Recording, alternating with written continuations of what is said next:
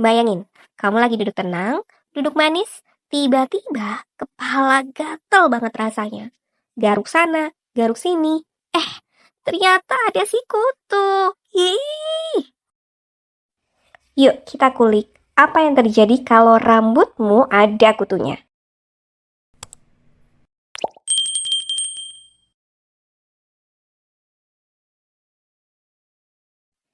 Merinding gak sih lihatnya? Jadi, kutu rambut atau Pediculus humanus capitis itu serangga parasit. Ukurannya kecil banget, sekitar 2-3 mm atau segede biji wijen. Warnanya abu-abu pucat sampai berwarna coklat. Tapi setelah dia makan darah kita, warnanya bisa berubah jadi merah gelap. Kayak vampir mini ya.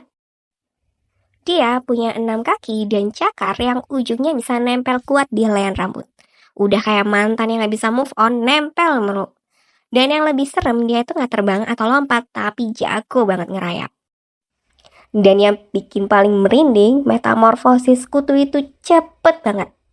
Pertama, mereka dalam bentuk telur, ukurannya 0,8 mm. Nempel di batang rambut dekat kulit kepala. Dan ini lengketnya luar biasa. Setelah 7-10 hari, dia akan menetas.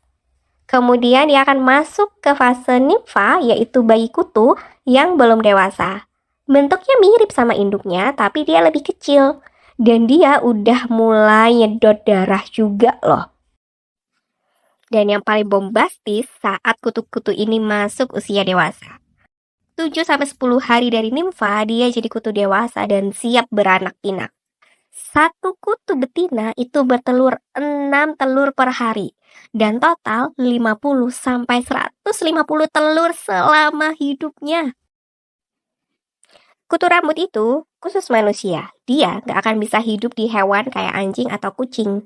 Tapi jangan salah, hewan juga punya kutu versi mereka sendiri. Ada kutu kucing, ada kutu anjing, dan juga ada kutu ayam dan kutu burung juga. Tapi kalau kutu rambut, dia maunya ya nempel di kepala manusia aja. Dia suka banget suhu hangat dan lembab dari kulit kepala. Itulah kenapa paling sering dia ditemukan di bagian belakang telinga atau di tengkuk.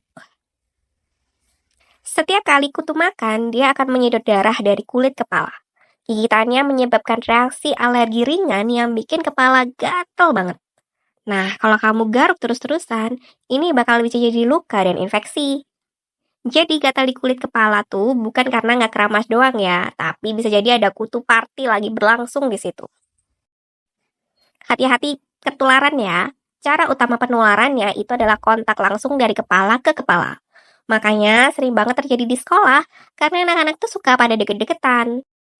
Hati-hati kalau kalian saling pinjam sisir, gantian pakai topi, pakai helm, bantal atau handuk, bisa ketularan. Tapi kutu tuh nggak akan bisa lama hidup di luar kepala manusia. Di luar tubuh, dia paling cuma bisa bertahan 1-2 hari aja.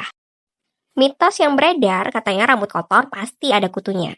Faktanya, rambut yang bersih pun juga bisa kena, asalkan ada kontak penularan.